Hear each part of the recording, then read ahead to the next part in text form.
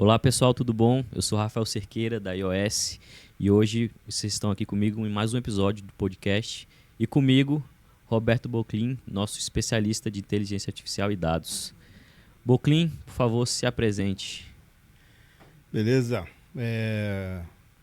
Estou aqui tentando explicar a vocês assim a minha percepção desse mundo novo e a ideia desse mundo novo vindo de uma pessoa que teve uma vivência em TI já há muito tempo é bem interessante em você poder entender o que está acontecendo como consequência da evolução natural. Tá? Então vamos lá, vamos para esse papo de entendimento, de formação, tá? Que vai Legal. gerar muito insight aí. Beleza, então antes de a gente se aprofundar aí mais tecnicamente, conta pra gente aí como é que foi a sua caminhada de trilhar até chegar na inteligência artificial e dados aí. Conta um pouquinho dessa história pra gente. Basicamente, quem trilhou um mundo em que tudo era log, tudo era mais análise de log, mais análise de sensores, mais análise de comportamento de ambiente, tanto com o foco de infraestrutura quanto do foco de segurança, até mesmo de processos de negócio, tá? Já sabe que esse mundo que já é antigo, desde 97, 98, tá? O mundo funciona à base de log. Todo entendimento, toda avaliação de um ambiente é base de log. Então, por exemplo, uma broca da Petrobras, por exemplo, ela é sensoriada em tempo real com análise de log de sensores diversos de ambientes. Isso há muito tempo. Então, essas experiências de analisar log e analisar padrões de dados foram muito importantes e para você, no mundo de hoje, conseguir entender o que está acontecendo. Tá? Ferramentas no passado, como Splunk e outras mais, tinha esse foco dessa análise de log e mais recentemente essa visão de log com foco mais de segurança para tentar entender quebra de padrões ou então comportamentos e até mesmo criar um laudo sobre o que aconteceu. Quer dizer, a partir de um ambiente de log você consegue ter esse laudo, tá? E consegue entender o que aconteceu, mas nunca prever. Tá? Geralmente você acaba mais entender o que aconteceu do que prever, até então. Sim. Então, esse mundo de log foi um começo. Antes disso, tá, eu tenho uma formação básica em termos de SQL, de bancos de dados estruturados, isso aí desde muito tempo. Rapidinho, só perguntar. Então, você, desde o seu primeiro passo dentro da TI, você sempre trabalhou com dados? Dados no conceito de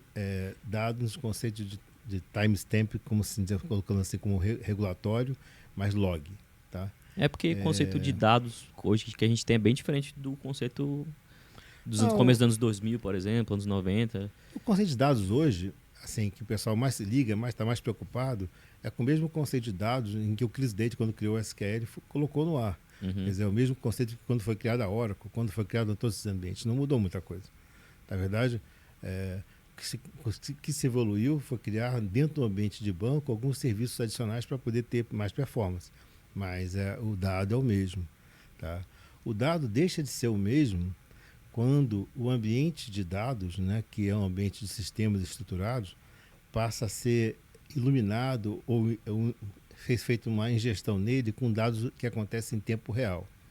Quando você começa a colocar dados em tempo real com dados estruturados, organizados, você tem dois mundos diferentes. Você tem um mundo que está acontecendo que você não tem como modelar, você não tem como dizer como é que ele vai ser agregado, o que está chegando aquele dado, e tem um mundo que é todo controladinho, que já vem de um sistema que já está entregando daquela forma tudo organizada, definida, quais são os campos certinho. Então, quando esses mundos se juntam, você causa um certo caos, tá? E esse caos é resolvido hoje unificando esses dois tipos de dados em um ambiente que consiga trabalhar com esses modelos, que seria um ambiente data lake, um desse tipo. Que até então, o modelo de data warehouse, ele só trabalhava com dado bem arrumadinho. O problema é que quando surge a IA generativa, tá, isso bagunça todo esse conceito. Tá? Rapidinho, antes de a gente começar a falar de IA propriamente dito, queria perguntar para você que já está há mais tempo nessa área específica de dados, porque eu lembro que quando eu entrei na faculdade de Eficiência da Computação, ali em 2011, 2012. Eu lembro que todo mundo se falava de aplicação, de software, linha de código, Java, C++, C Sharp, essas coisas. E a parte de dados não era tão, digamos assim, não tinha um valor merecido. Parecia mesmo que a parte ali do front-end, de desenvolvimento de código, era mais importante. Hoje em dia eu já vejo o cenário totalmente diferente. Até porque eu acho que com a questão da IA o pessoal viu, né? Como a gente estava conversando mais cedo no evento que a gente estava fazendo aí, o iOS Roadshow, a gente viu que hoje a parte de dados é a mais importante, porque seu dado não está qualificado, não está bem estruturado, a aplicação não vai funcionar direito. Aí queria saber, você tem ali algum momento, algum marco que você consegue definir que ali foi a virada onde o pessoal viu que não, realmente hoje dados é mais importante do que a aplicação? Algum ponto que você tem aí na cabeça? O ponto-chave é o seguinte, quando os dados começaram a sair do mainframe, tá, e começaram a ser expostos a um PC, a um computador pessoal, isso foi no Brasil numa época de 87, tá, 88, tá, e no Brasil. Tá, e isso começou a ter uma divergência, ou como chamar assim, quase uma pirataria dos dados que estão nos transacionais para o ambiente analítico, suposto analítico. Que naquela época, a planilha eletrônica, por exemplo, com o VisiCalc, o Lotus 23, era a ferramenta de BI que as pessoas conseguiam trabalhar com dados. E por que usavam essas ferramentas? Porque naquela época já não dava para usar calculadora mais para fazer essas tabelas, essas planilhas. Então surgiu as primeiras ferramentas de planilha eletrônica para fazer isso. Isso foi o começo. Tirar o dado do mainframe, transformar ele num dado possível de ser trabalhado com uma planilha Excel, tá? No caso, um Lotus 23 na época, tá? O VisiCalc, que aí sim você tirava os insights sobre aqueles dados. Então esse foi o primeiro insight que aconteceu em 87. No fundo, se você pegar muitas empresas no Brasil hoje, nós estamos naquela época. Apesar de ter toda uma plataforma nova de dados. É bem comum encontrar assim, ambientes transacionais muito bem organizados, muito bem seguros, seguindo a LGPD, seguindo com todo monitoramento, com toda a governança, e um ambiente de dados caótico, tá? Em que você não tem controle de quem acessa, de quem controla, de quem expõe, de quem manipula, de quem cria dados novos a partir de dados antigos. Quando você encontra esse modelo, você entende, tá, que tem algo errado. Tá? E quando você entende que tem algo errado, você começa a entender que o dado que está sendo consumido na ponta pode não ter a qualidade necessária do dado transacional. Eu acho que era até a próxima pergunta que eu ia fazer era a respeito sobre a qualidade de dados, né? No caso, a diferença que, tipo assim, o que é ter dados, não é a mesma coisa de você ter inteligência, né? Porque muita gente confunde isso. Não é o fato de você ter informação que você vai saber lidar com ela ou vai conseguir ter algum insight. Que aí entra aí a primeira discussão, que seria a diferença de AI-Driven e Data-Driven. Eu queria saber se você trazer esses pontos principais, o que é que vai definir você ter inteligência nos seus dados do que você simplesmente só ter os seus dados. O dado, tá, como a gente trabalha hoje, vamos pensar assim, o que é um dado? Um cadastro, por exemplo, é um dado. Então, antigamente, as pessoas, para fazerem sistemas, elas pensavam, beleza, qual o motivo do sistema? Qual é o negócio que esse sistema vai resolver? Para que eu preciso entender isso? Na verdade, isso é um processo. Eu tenho que analisar um processo que a empresa tem, em que eu preciso colocar um sistema para ajudar esse processo a andar. Então, esse processo, ele precisa guardar os dados que foram trabalhados. Então, começa a surgir o banco. Tá? Preciso guardar, é uma foto antiga. Tá? O meu dado é uma foto antiga. Ele nunca é o dado presente, ele é um dado que já passou. Tá? Essencialmente, os dados são dados sem vida, né? Não tem uma vida imediata.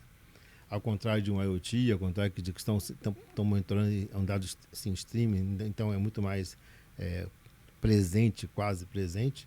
Esse dado nosso é um dado antigo. E esse dado nunca foi muito trabalhado, muito analisado, mas ele servia muito para a geração de relatórios mensais, anuais, e gravar um acontecimento ou uma compra que já aconteceu. Esses dados, tá, o armazenamento sempre foi o foco do dado. Ou sempre que se pensava em um banco de dados, pensava qual o armazenamento necessário para guardar esses dados. Nunca se pensava qual é o processamento necessário para processar esses dados. Então, sempre existiu a imagem que dado era um tijolo, dado era uma pedra, alguma coisa que eu tinha que guardar, tipo uma coisa volumosa. Tá? Eu sempre associo a armazenamento ou alguma coisa pesada. É tá? verdade. Então, essa associação primeira em relação ao dado. O dado não é isso. O dado ele é fluídico. Tá? Ele, mais uma vez, ele muda todo dia. Ele é complexo. Ele tem um valor, ele tem uma rede de ligações que pouco tratada até então. Tá? Antigamente, o que importava para a gente é que se tinha um campo CPF, por exemplo, e eu quero ter, por exemplo, uma tabela que tem CPF, uma tabela que tem CPF também lá, mas elas necessariamente tem alguma coisa que ligue elas a mais, além do CPF. Então você tinha que criar vários joins, várias chaves que ligando campos lá. Então era complicadíssimo você ligar em sites. Tá? No mundo de hoje, a gente consegue já retratar esses dados, que a gente chama dados assim, meio criados para serem separados mesmo, com dados do nosso mundo real. O que é o dado no mundo real? Por exemplo, dados de coisas que te falam um com o outro e entende. Esse aqui é o dono de um carro, quem dirige esse carro é outra pessoa, essa pessoa dirige o carro, mora em tal cidade. Então eu consigo criar a relação toda e colocá-la como sendo dado. E essa relação muda a cada segundo. Eu posso mudar uma relação, entrar uma pessoa nova, entrar um assunto novo. É dinâmico. Esse dado dinâmico, ele se compõe com dados estruturados, que vêm de sistemas como esse, e dados também não estruturados, como vem em redes sociais, como vem de documentos PDF, como vem de imagens, como vem de diversos insumos fornecendo esse dado maior. Eu ainda coloco esses dados, assim, essas relações novas, com o dado que a gente pode trabalhar com uma IA generativa. O dado estruturado, ele precisa ser contextualizado para ser trabalhado com a IA generativa. Eu preciso explicar para a IA, por exemplo, que campo é aquele, para que ele serve, quem é o dono do campo, para que foi criado, se é um indicador, como é que foi criada a fórmula para esse indicador. Tudo que a governança coloca em cima do dado, eu tenho que aplicar para a IA também, para ela poder entender. Tá? Então, o dado estruturado ele não foi feito para trabalhar com a IA. Tá? Resumidamente falando, porque ele é um dado orgânico, é um dado criado pelo homem. Que no caso, para a gente fica humano, fácil de entender, desculpa. né? Mas para a IA... Para o humano, ele, quando olha um CPF, quando ele olha um dado, mesma coisa se você pegasse, por exemplo, uma base americana com vários indicadores lá de código social, que seja, que você não entende aquilo. É a mesma coisa, a IA não entende. Então é preciso explicar para a IA o que é cada campo. E não só explicar cada campo, como é que ele se relaciona com o restante. Entendi. Fazer uma pergunta. Você tem algum case assim que você lembra, ou que você possa contar, porque a gente sabe que muitas vezes a gente trabalha com o governo, essas coisas a gente não pode estar abrindo, que teve esse trabalho de pegar esses dados e transformar eles para que eles sejam melhor tratados, tanto para o uso de uma inteligência artificial ou de qualquer outra ferramenta? Você tem algum case aí que você possa relatar para ficar mais fácil para ilustrar para quem está assistindo? Tem um case muito comum, que está até no YouTube, tá, que eu posso falar, que é mais fácil. É um case da Pfizer. Tá? É um case do laboratório Pfizer, que tinha um problema bem grande, né? Que as pessoas precisavam se aposentar no nível gerencial e eles precisavam colocar o máximo de informações, tá, para as pessoas que estavam assumindo, né? Com toda uma capacidade de entendimento de todos esses dados que acontecem na companhia, basicamente perto de 2 milhões de documentos PDF, por exemplo, e mais e-mails, de uma forma que as pessoas pudessem perguntar, tá, para a IA sobre esses documentos e ter insights sobre esses documentos mais segregadamente pela vertical da empresa, por exemplo, área de financeiro, área de pesquisa, cada um olhando os seus dados. Então é um case interessante que os dados foram trabalhados, tá? Vamos chamar assim, de uma forma em grafos, né? E organizados dessa forma grafo, colocados em PDF nessa forma grafo e atualizados de forma instantânea, inclusive com e-mail e tudo mais, e tornar-se possível às pessoas que estão entrando na empresa capturar a experiência das pessoas que fizeram, por que fizeram aquelas coisas que aconteceram no passado. Isso dá um ganho enorme para as empresas em relação a esse conteúdo. Esse é um case interessante de PDF. Cases de dados estruturados, eles são bem interessantes também, porque geralmente quando você trabalha com dados estruturados, as pessoas entregam um OBT, porque assim, é uma grande tabela, com máximo de campos ali para a pessoa poder trabalhar. Só que essa OBT é entregue para a IA sem explicação de que campo nenhum. Então, existe um caso também em que essa OBT gigante foi entregue com vários documentos PDFs nisso, explicando todo o negócio da empresa. E aí você consegue realmente explicar, tá? Assim, a IA consegue explicar para quem perguntar sobre todos os campos, sobre todo o conteúdo, inclusive responsabilidade de cada campo daquele, de quem na empresa é o responsável, colocando quem certifica aquele dado. Então esse é um ponto bem importante. Outro caso bacana também em relação ao IA é quando a gente coloca a IA para fazer um controle de linhagem e qualidade do dado. Tá? Quando a IA vai pegar as regras de negócio definidas na governança, tá? E aplica essa regra, fica testando o dado circulante em forma paralela para que você possa, espelhada, para que você possa definir um nível de qualidade de dado dentro da empresa. É um uso bem interessante também. Então, no caso, você pode pedir para um IA preparar seus dados para você desenvolver uma aplicação, mesmo que seja até o triar, para que ele seja preparado para isso. Sim. A IA, a tendência hoje, assim, bem clara, é que hoje a gente faz sempre um processo de extração de dados de um ambiente que eu chamo de pirataria, né? Um ambiente transacional da empresa. Mas existe um movimento das empresas de tirar esses ambientes que são internos e transformá-los em insights, tipo o SAP, tá, mesmo o TOTOS, vários sistemas que são o Salesforce, que eles são SaaS. E esses sistemas SaaS, a integração com eles, ela, se for feita por nível de dado, ela não tende a não ser perfeita, porque também muda muito. Então, a tendência é que essas ferramentas acabem adotando uma IA, tá, que possa, um agente, vamos chamar assim, que possa atender demandas de outros agentes.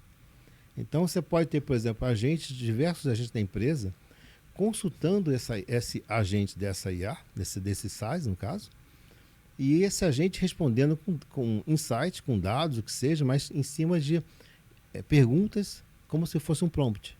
Entendi. Tá? E aí você não precisa transferir os dados que estão nos sistemas transacionais para o mundo analítico. Você já vai ter os insights nesse mundo analítico, ou seja, você reduz o tempo, tá? Todo o delay de uma extração, todo o delay de uma agregação e o custo disso. Então isso o mais importante, a qualidade, porque você está pegando dado na origem, então não está transformando, você não está prejudicando o dado até a entrega dele. Tá? Entendi. Então essa é uma tendência muito forte, que a gente chama um movimento certamente shift left, no sentido de eu não ter mais um ambiente analítico, ter o usuário consultando já o ambiente não transacional, mas um ambiente que seja de muito mais de insights, ou seja, tipo um insight lake, uma coisa desse tipo, uma base de insights, do que uma base de dados reais. Entendi, interessante. E dentro da sua experiência, o que é que você indicaria para quem quer começar a transformar os seus dados em algo mais inteligente ou pelo menos mais preparado para um projeto de IA? Eu acho que hoje em dia, até pelas conversas que a gente tem com empresários aí, a maior dificuldade deles é começar na IA. Às vezes eles enxergam o valor do projeto com IA, eles entendem que precisam, eles conseguem até ver algumas áreas dentro da empresa que precisam colocar, mas eles não sabem como começar. Uhum. Bom, vamos analisar as principais demandas hoje, né? Tem uma demanda básica que é uma evolução natural do mundo de BI, tá? Então essa demanda assim, eu tenho minha equipe de BI que desenvolve lá meus dashboards, assim, Power BI, ou então QuickSight, ou qualquer ambiente de DataVis.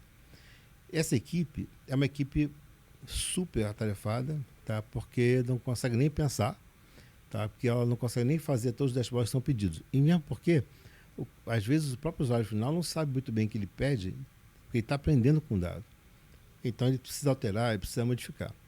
Então, o ideal é que a gente consiga entregar para o usuário final uma ferramenta que ele vá perguntando em linguagem natural, tá? E essa linguagem natural vai criando para ele painéis ou formas de agregar aquele dado e vai explicando para o próprio usuário o que é o dado.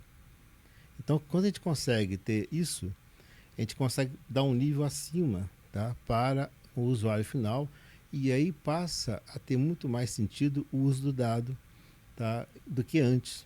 que você dependia de um ser humano para fazê-lo.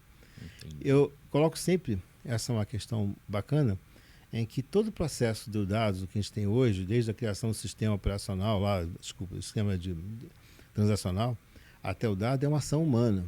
Ou seja, o humano sempre pensando, e você vê que às vezes uma equipe humana pensa diferente, às vezes não, quase sempre, do que outra equipe humana. Então, por exemplo, você pode ter o mesmo dado, a mesma visão, e cada um criar um painel diferente em função de uma demanda específica de um usuário.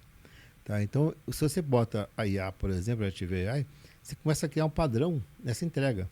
Tá? Então, não importa se a equipe mude, mas sempre o padrão vai ser igual. Então, a tendência é que a IA, a Generative AI, a Generative BI, ou o nosso Digital Data Steward, ele passa a ser uma figura importantíssima no processo da evolução da qualidade do dado que vai ser entregue para o usuário. Porque, além de ele estar explicando para o usuário como funciona o dado, ele também está analisando a qualidade dele. Tá? Então, assim, é a peça mais importante hoje em que eu iniciaria um processo de prova de conceito com a figura do Generative BI. Tá? Eu acho que seria num pipeline pequeno, num ambiente de dados controlado, um domínio de conhecimento interessante e misturando documentos e dados. Tá? Isso é um ponto-chave. Misturar documentos e dados é essencial. Opa, eu não posso entregar dados puros para a IA. Entendi. Ela é inorgânica. Então, já que você falou, fala aí de forma resumida, rápida, qual é a diferença de documentos e dados. Porque pode se confundir, né? E em certos momentos eu sei que um se iguala ao outro, né? Antigamente, tá? Vou explicar assim com antigamente. Todo relatório era um documento. Então, antigamente, todo painel era uma tabela que era um documento. Então, sempre foram as mesmas coisas. Tá?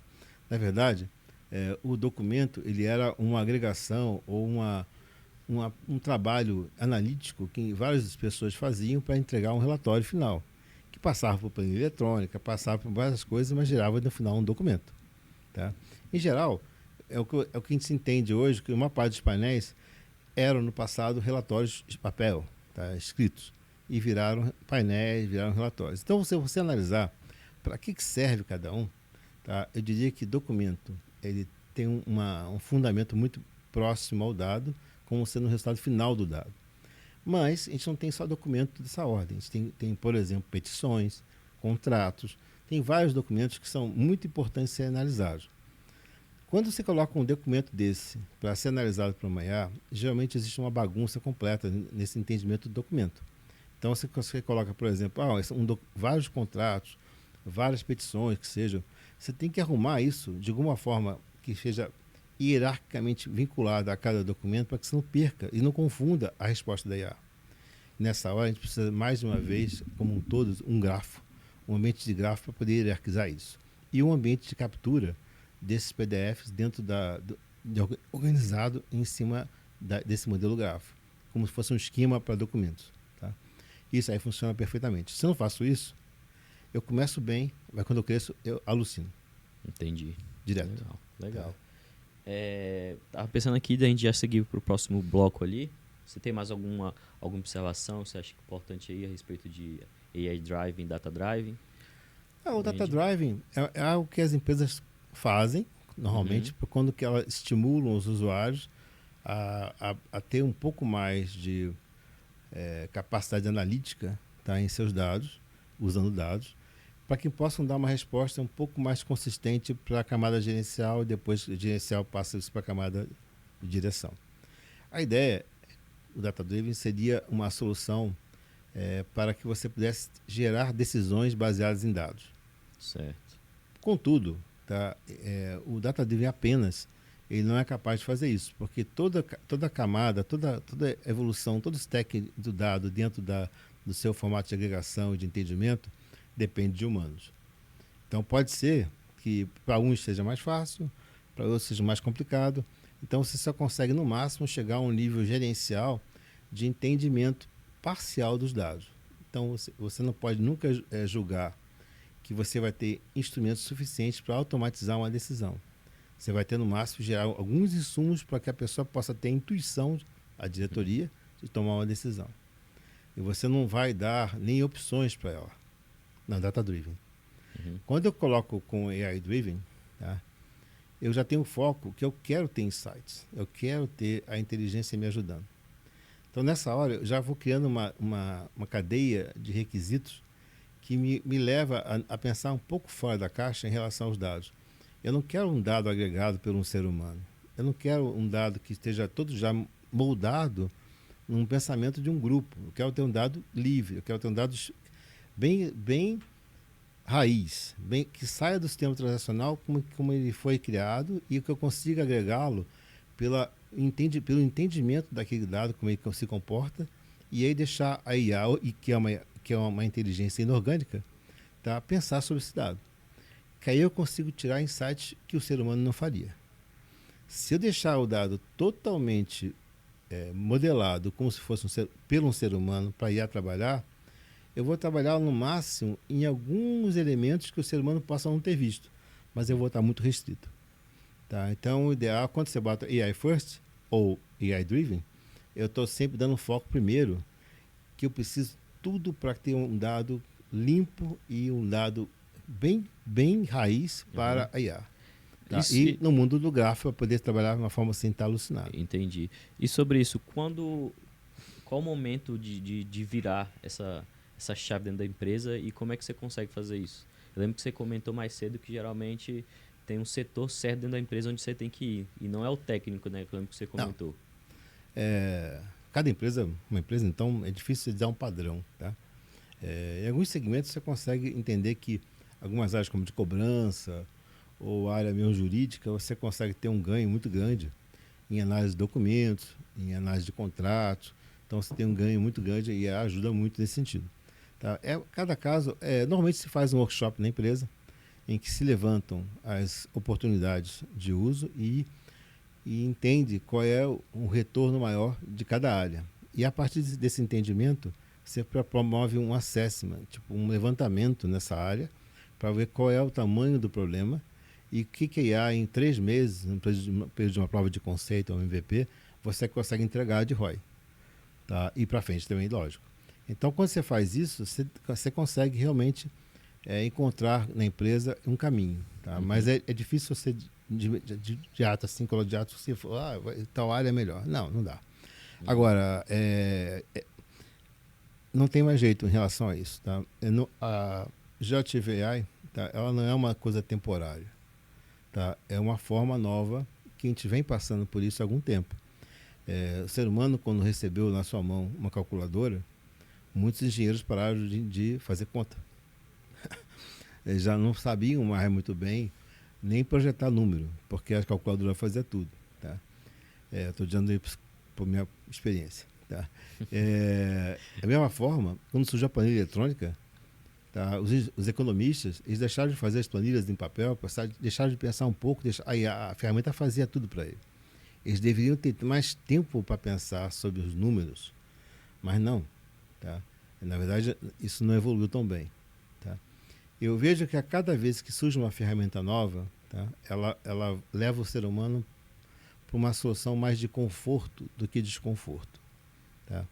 O ser humano precisa evoluir no desconforto, não no conforto.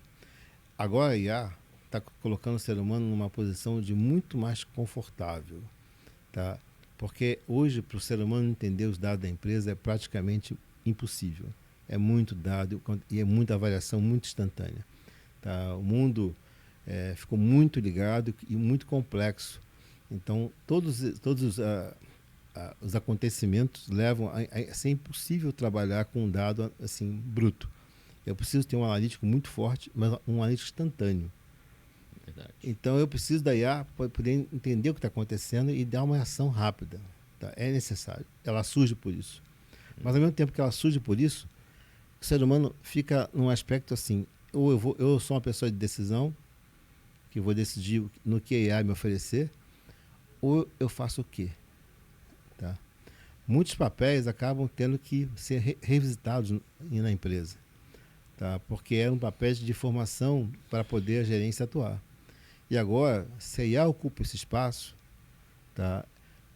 O ser humano vai ficar muito mais no processo operacional, no sentido de mão na massa, e a IA vai ajudar muito os gerentes a formação. Tá? Eu recomendaria, tá, que houvesse, junto com a IA, com a entrada da IA, uma análise, assim, uma evolução funcional das pessoas da empresa. Tá? As pessoas precisam ajudar a IA a evoluir, assim como a IA vai ajudar as pessoas a evoluir. Tá? Isso acho que dos dois lados. Tá? Então, mas é um momento como foi a calculadora, como foi a toda planilha. Toda a tecnologia, né, que foi lançada pelo menos, ela trouxe um conforto. Alguns pararam nisso, se estagnaram, mas também a partir desse foi trampolim para outras tecnologias virem. Né? Se algumas pessoas souberam usar dessa forma. Se nós continuarmos fazendo trabalho de faculdade com o ChatGPT, se nós continuarmos fazendo trabalhos assim, usando o ChatGPT, por exemplo, e não querendo pensar sobre o assunto, tá? Se pararmos de ler, se pararmos de criar nossas fantasias, se parar de imaginar, tá? O ser humano não tem um futuro bom. Então é muito mais desconfortável com qualquer solução que foi no passado. A gente não pode entrar nessa. A gente tem que entrar entendendo que é uma ferramenta essencial e que não tem volta. Vai ajudar o ser humano a ser muito mais hábil em fazer vacinas, ir para Marte, ou o que for. Tá? E conseguir criar tecnologias novas, vai ser muito mais... Assim como a calculadora foi, assim como a planilha foi, e assim como a inteligência artificial tem sido, mas num aspecto muito mais científico. Tá? O momento é de entender que a gente evoluiu a IA generativa não porque a gente acha que é bom. Esse é um ponto importante que foi dito recentemente. A gente evoluiu a IA generativa porque a gente tem medo que o nosso par, ou nosso empresa concorrente, ou nosso país, ou outro país, possa evoluir antes da gente. Então a IA... Ninguém confia, essa é uma coisa interessante, todo mundo tem medo da IA. Mas a IA, todo mundo tem medo. Todo mundo viu o Exterminador do Mas Futuro, prefere investir na IA do que confiar no seu par ou no seu inimigo. Tá? Então, assim, é por isso que ela evolui. Mas agora, da mesma forma aconteceu isso no passado, o ser humano, quando descobriu um átomo, a questão do átomo, ela preferiu fazer uma bomba atômica do que de uma usina nuclear limpa, que seja. Então, assim, dependendo que se use a IA, ela corre por um caminho maravilhoso para o ser humano. Se o ser humano também se adequar a ela. Se ele ficar confortável demais a ela, ele vira... mas aí já é o problema da IA, né? O problema do ser humano, assim. Sim. Mas não tem jeito. A IA está aí, as empresas vão ser muito não mais operacionais com ela. Evitar, né? Não tem como evitar. Aí você estava falando um pouco antes sobre o ROI. E aí eu acho que é um gancho bom pra gente, pra parte de cloud e on-premise, né? Porque eu sei que é um dos pontos quando você vai começar um projeto de IA, aí sempre chega nessa pergunta, a gente vai usar o nosso ambiente, a gente tem estrutura no nosso ambiente, a gente vai para cloud, a gente vai para qual cloud ali, essas dúvidas que surgem. Aí eu queria ver de você levantar ali, tipo assim, os principais pontos, as vantagens e desvantagens de cada aplicação, de você ter um projeto de IA tanto na sua infraestrutura quanto na nuvem. Eu digo, assim, primeiro ponto é entender o negócio que a gente vai implementar, usar a IA, tá? Antes de qualquer tecnologia. Tá? Então, em cima disso, a gente pode ter requerimentos que obriguem a gente a usar on-premise, pode ter requerimentos que obriguem a usar em uma nuvem. Tá? Agora, qual nuvem usar vai ser muito em função de análise de custo-benefício, tá? Em cima disso, o ROI mesmo, tá? E também em função se os sistemas que a empresa usa já estão naquela nuvem. Tá? Seria maravilhoso você poder ter um dado instantâneo sem ter que usar a rede para fazer uma transição de um dado para outro. Então, se você tem esses dados transacionais, que seja documentos, que seja no mesmo ambiente, é mais interessante que a IA esteja nesse mesmo ambiente. Tá? Isso é um ato falho, tá? Se você pensar em futuro, em que as IAs vão estar se falando, os agentes de IA vão estar se falando de uma forma geral em ambientes diversos. Tá? No momento atual, que a gente está fazendo provas de conceito, evoluindo pequenos casos, tá? É natural que seja assim. Tá?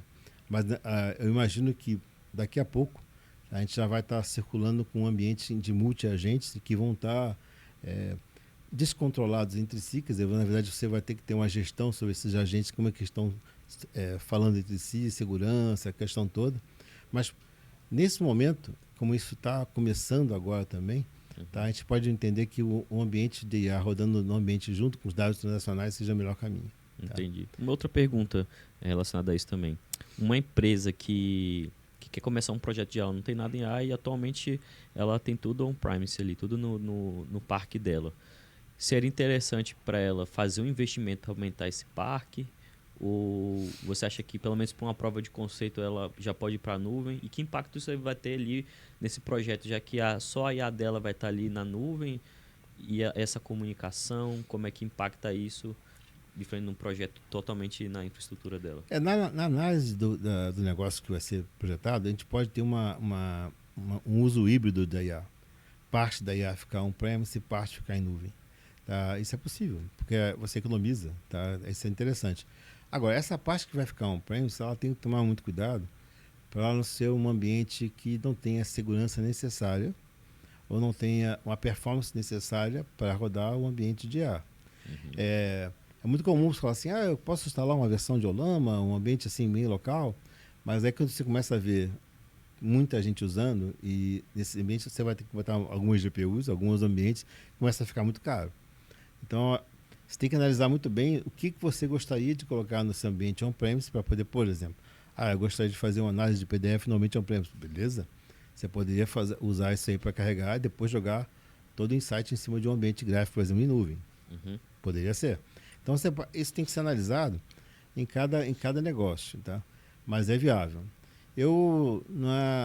A única questão hoje da nuvem, fora os serviços específicos da nuvem que são interessantes, como alguma parte de ACR, como, por exemplo, a AWS o Kendra, tá, que consegue fazer legenda de vídeo. Então, alguns serviços já criados, que já existem, já existia até antes da Generative AI. Tá? Esses serviços são interessantes você integrar com a IA também. Então, a integração de outros serviços, né, tá, com a IA, elas são importantes, que isso já está tudo pronto na nuvem. Então, isso seria um plus. Entendi. Outro plus seria a própria base grafo, então uma base que você vai trabalhar vetorial que já estaria na nuvem também. Então, assim, outro plus. Agora, você consegue criar um uso híbrido com demandas bem específicas que podem ser resolvidas local, sem ter risco para um contexto maior. Então, com isso, você economizaria um pouco, tá? Mas acho que para iniciar, o ideal é ficar tudo no lugar só mesmo. Entendi. Tá? E aí seria mais para o início de entendimento. Entendi. Que sustentação do ambiente de IA, ela é complicada. Assim, você tem que montar um modelo de LLM Ops. Eu ia perguntar também sobre LLM, mas antes eu queria fazer a pergunta sobre a parte de segurança que você comentou. Porque todo mundo fala de colocar um modelo, de fazer uma IA, de um projeto, mas tem a implicação da segurança, né? Eu sempre que eu vou conversar sobre esse assunto, eu falo, por exemplo, com a vida da internet, veio a questão de você ter acesso a dados, mas a regulamentação da LGPD é recente. Você para pensar quando começou a internet, ali Google, YouTube, tem muitos anos e poucos anos atrás que a gente teve a LGPD. E agora a gente já está com a parte da IA e tem toda essa questão que está sendo discutida ali sobre a questão de proteção das informações, se o que a AI faz é meu que lancei o prompt, é de quem desenvolveu, é de ninguém, é da internet. Está rolando até já alguns processos, porque geralmente a IA usa alguma fonte e essas fontes estão processando essas empresas que usam esse modelo. Aí eu queria saber de você como é que você enxerga essa parte de segurança dos dados que as IAs estão usando. Tem vários aspectos no meio. Tem até desde a comunicação das APIs lá, que é um aspecto de segurança, mas eu vou colocar um aspecto sim que bem simplesinho, mas é bem característico que isso vai doer. Quando você pega um PDF, por exemplo, ou qualquer documento estruturado, ou então uma base, quando você entrega, vai passar esse documento para a IA, para conseguir trabalhar com esse documento, ela não consegue trabalhar com ele inteiro. Vamos chamar assim. É uma questão mais de organização de captura. Então, ela cria pedacinhos do documento, que a gente chama de chunks, tá? E separa esse pedacinho em um repositório. Então, vamos supor que você tenha, para acessar uma pasta dentro do teu ambiente de rede, um SharePoint, que seja, alguma coisa, pegar um documento PDF, você tem uma chave de segurança, você tem todo um controle, está lá o documento, ele está lá. Você pegou o documento e jogou ele para um ambiente que eu vou chamar de RAG, da LLM. Nessa hora ele quebra esse documento em pedacinhos. Esse pedacinho não fica lá no SharePoint. Ele fica em algum lugar dentro da IA. tá? Num repositório. Você pode definir mais ou menos esse local, mas esse local não tem a segurança que tinha lá o SharePoint. Verdade. Tá? Então, assim, esse é o único ponto que dá para resolver, tranquilo, mas às vezes as pessoas esquecem. Tá? Então, esse é um ponto crítico, mas é um ponto que sim esquece. O outro ponto é que quando esses documentos são colocados lá, eles precisam ser preservados porque eles correspondem à rastreabilidade da resposta da IA. Se a IA disse alguma coisa, ela tem que mostrar por que ela disse aquilo. E vamos imaginar que esse documento de SharePoint lá, ele seja modificado a cada, assim, dia após dia. Então, no dia seguinte, esse documento vai ser diferente desse documento que foi dado como resposta para a IA. Vamos imaginar que a IA alguém fez uma pergunta para a IA, tá, o LLM, de um documento jurídico para ela analisar. Então, ela leu um documento que tinha uma informação daquela data, daquela hora, e ela fez um chunk, ela fez um documento, guardou uma imagem que mostra que aquilo ali foi tirado de tal documento e aquela parte ali justifica a resposta. Mas quando você vai pegar o documento original, então não é aquilo mais, mudou. Então, você tem que guardar essa memória. Tá? Essa memória tem que estar guardada e segura. Tá? Para que você possa provar no futuro que a respondeu e a IA respondeu certa, porque o documento era aquele. Tá? Então, esse controle, as pessoas não pensam num projeto. Tá? Então, eu coloco isso como uma coisa pequenininha, assim, é brincadeira, parece assim, calma, mas é uma coisa essencial. Tá? E tem que ter um repositório para guardar todos esses documentos, esses chunks. E tem que ter espaço. Igual o SharePoint. Pelo menos. Você falou de LLM. Uma questão também que eu vejo surgindo dentro das empresas, principalmente empresas de médio e grande porte, é quando eu vou fazer esse projeto de inteligência artificial, eu preciso fazer um modelo do zero ou eu pego um modelo já treinado? Eu queria saber o que você acha e o que você pode dizer a respeito disso. Você acha que não, todo mundo já tem bastante modelo, vamos já usar o que existe? Não. Se você é de algum nicho específico, vamos treinar um modelo para você. O que você tem pensado a respeito essencialmente, disso? Tá, o grande problema não está no modelo. Tá? Essencialmente. Tá muito mais nos dados que você vai usar. Tá? Que assim, tem que dar uma visão mais gráfica da IA. Vamos supor que você não tenha dado nenhum. Você não tem nenhum documento. Você não tem nada. Tá? Então você vai perguntar para a IA e a IA vai responder em cima dos dados que ela foi criado para ela, como modelo. Ela vai assim, o meu teste foi de 2022, 21 até 23. Então ela só sabe coisas daquela época, ela só tem entendimentos e coisas que a pessoa que gerou o modelo orientou a IA. Você vai focar naquele período, mas não fala nada desse país não, que esse país não quer que você fale. Então, quem criou um modelo bem assim, azeitado para responder coisas que interessam a quem criou. Tá? Certo. Então, quando você não tem dado nenhum. Tá? Aí você pergunta no ChatGPT, ele vai responder aquilo que ele foi criado para responder. Tá? Ele teve regras bem clássicas de colocar. Dizem que alguns países maiores hoje, tá, tem as suas IAs, mas IAs, quando são perguntados assuntos sobre aquele país, ele ignora. Não sabe, não responde. Eu sei que você está falando, hein? Então, mas assim, ignora. Mas tudo bem, a IA do outro lado, das Américas também tem isso. Tá? Então não é só de um lado. Assim, então você fala assim, qual o modelo escolher? Assim, depende. Se você não quer dado nenhum teu, aí você vai ter que se sujeitar a isso. Agora, se você tem dados e gostaria de trabalhar com seus dados e não dados dos outros. Tá? Ou, se eu tenho um negócio muito específico, eu posso pegar, são 15 mil modelos, mais de 15 mil modelos, eu posso pegar um modelo mais aritmético, ou mais na área jurídica, eu posso pegar uma coisa assim. Tá? Ajuda. Mas, se eu quero criar o meu entendimento sobre o meu dado, com a ênfase do que eu faço com o meu negócio, eu tenho essa ênfase, eu tenho essas regras de negócio, eu tenho tudo na mão, eu não preciso pegar um modelo de um diferente.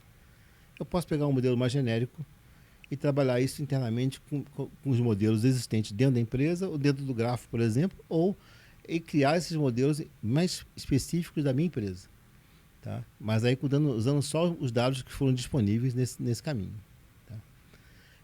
Eu acho que sim, a experiência vai dizer, tá, para as empresas que o mais simples é o melhor.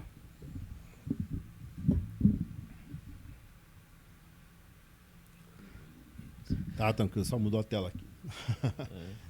Mas tá beleza.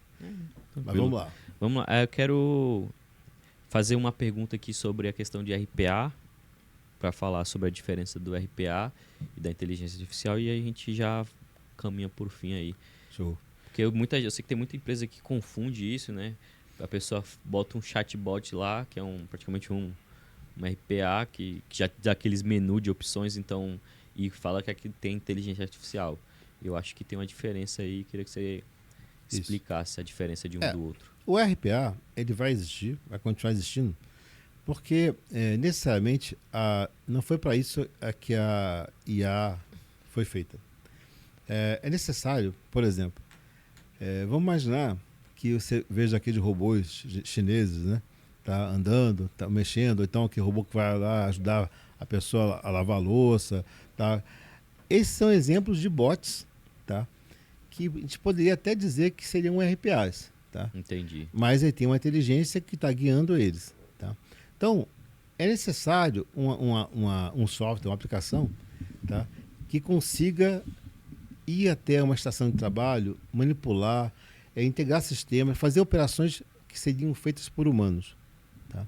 Então, essa ação da RPA, essa ação da automação é necessária. É preciso que o que ele faça seja gerenciado ou guiado por uma IA. Então, por exemplo, porque senão não vai fazer sentido, né? Uma integração de sistemas, uma ação num desktop, por exemplo, para acionar um sistema, pegar um dado, tá? Uma leitura de um OCR, de uma nota fiscal, tá? Isso sendo feito por uma automação de processo.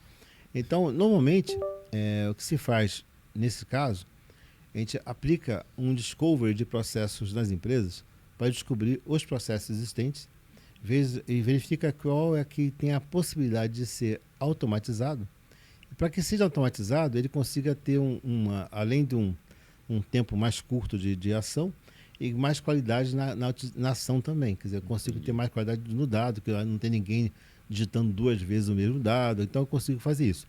Essa operação, ela vai fatalmente cair com esses dados para a IA, ou ela vai ser até acionada pela IA, em função de alguma modificação de dados em ação ao sistema, que seja. Então, quando eu consigo juntar a IA e mais o RPA, eu tenho o melhor dos mundos.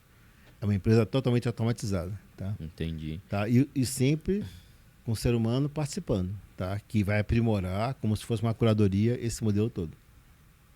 Tá, ótimo, legal. E sobre essa questão de IA e RPA, sei que tem uma diferença de custo, né? Provavelmente a IA você tem um custo maior. Então, tem muita coisa hoje em dia que o pessoal usa IA que poderia ser RPA ou vice-versa, onde tem ali um certo um dinheiro mal investido, por assim dizer. Olha, assim, vamos lá. Tá, assim, o custo da IA, tá? Se colocar assim, o custo de tokens, né? Vamos chamar assim, mas a gente falar sobre tokens aqui é uma besteira. Mas assim, o custo da IA é um custo escalar, tá? O custo do RPA é um custo fixo, tá? Então tem 2 problemas, só que um vai até um certo ponto e o outro assume a partir dali, tá? Então, necessariamente, tem negócios que você precisa ter só RPA de início, tá? Para automatizar.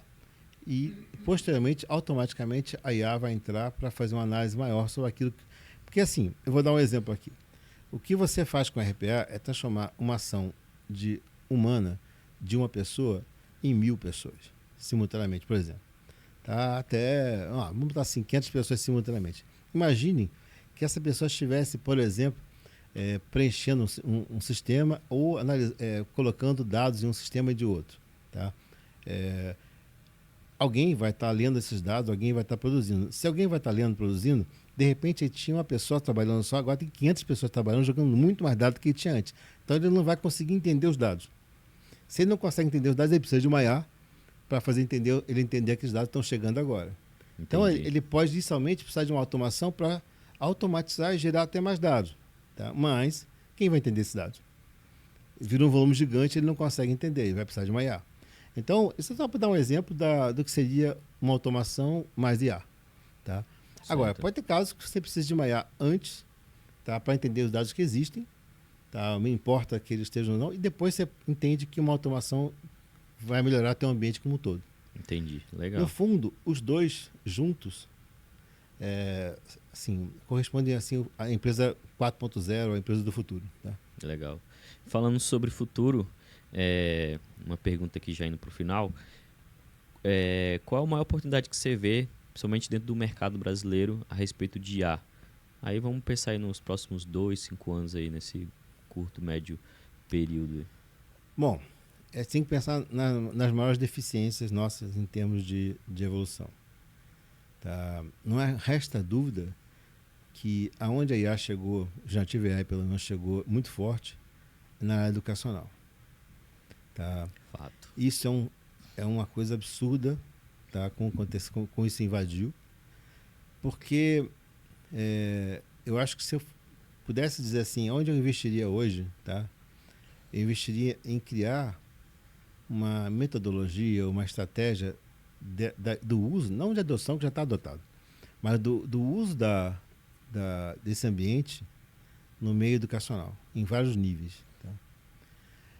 Assim, eu acho que se a gente conseguir, tá, usá-los como ferramenta, já tiver como ferramenta, a gente cresce muito mais no poderio de voltar a pensar e imaginar. Tá? Que às vezes não faz sentido a gente ler livros gigantescos, como a gente na escola, às vezes, tem que ler esse livro aqui, por exemplo, O Alienista de Machado de Assis, que eu adoro. Mas tem que ler esse livro inteiro rápido para você até a semana que vem. Depois você tem que fazer o entendimento do livro. Caramba, passar isso por uma criança como um dever de casa, tá, não é o melhor cenário. Tá? Eu preferia que passasse um entendimento maior sobre esse livro do que somente ler e qual foi o ator, o que ele fez, o que foi aquilo, aquelas perguntas adicionais, no parágrafo 2, o que tem aqui, página qual? Cara, sinceramente, tá, não é esse o caminho. Eu acho que a gente tem que usar a IA, tá, para nos fazer entender de um nível mais acima do que nós estamos entendendo hoje. Quando a gente conseguir ser acima do que o humano que é hoje, a gente vai ver que nós somos humanos muito operacionais e pouco pensamento. Tá? A gente tem que voltar a pensar. Interessante. E uma última pergunta. Operacionais reativos, tá? Tá, última pergunta aqui. Qual é o maior risco para quem não quer trabalhar com inteligência artificial? O risco, eu vou usar... Assim, só melhorar aqui um pouquinho. Para quem não quer ou para quem demorar a trabalhar. Porque uma hora ou outra pessoa vai ter que entrar mais... Quem não quiser lidar com a inteligência, vai curtir a vida. vai olhar a natureza. Vender sua arte na praia. Sim. De alguma forma ele vai ser beneficiado de alguma forma sobre isso. Sim. Mas é uma decisão. Tá? A IA vai estar em tudo que é lugar. Hoje em dia, eu vou dar uma analogia muito simples. Né? 93, a gente não tinha celular. É verdade. Tá? Então, assim, o que o celular mudou? Naquela época a gente tinha bip. Tá? Então, a gente recebia um bip, tinha que ligar para um telefone. E aí procurar um orelhão na rua para ligar para o telefone. Tá? Então, a gente tinha que levar um banho de fichinha ou um cartãozinho de telefone para poder ligar. Isso porque tinha um bip. Então, olha o que mudou a sociedade com o celular. Tá? Então, mudou radicalmente. Quando o celular ficou inteligente, supostamente inteligente, tá? O ser humano começou a ficar freneticamente preso a ele. Porque ele quer estar conectado, mas não entende nada. Tudo que acontece lá no celular, ele só vai reagindo ao ódio, que é o que ele grava. Quando ele começa a pensar um pouco mais, se ele consegue pensar sobre o que está acontecendo, tá, e dá uma ferramenta para ele poder pensar mais, pode ser que ele mude. Tá? Então, eu digo que a IA é uma chance do ser humano voltar a pensar. Entendi. Mas você acha que, por exemplo, tem muito negócio para a gente que está trabalhando com o governo ou com outras empresas, é fácil você pegar para uma fintech, para uma escola, falar sobre IA. Mas pensa os pequenos empresários. Pensa, sei lá, um cara que tem uma padaria, que tem um mercadinho. Como é que ele aplicaria isso dentro do Ele vai mercado continuar dele? fazendo o serviço dele, como ele hoje já usa, por exemplo, tipo o iFood para vender alguma coisa, alguma coisa desse tipo.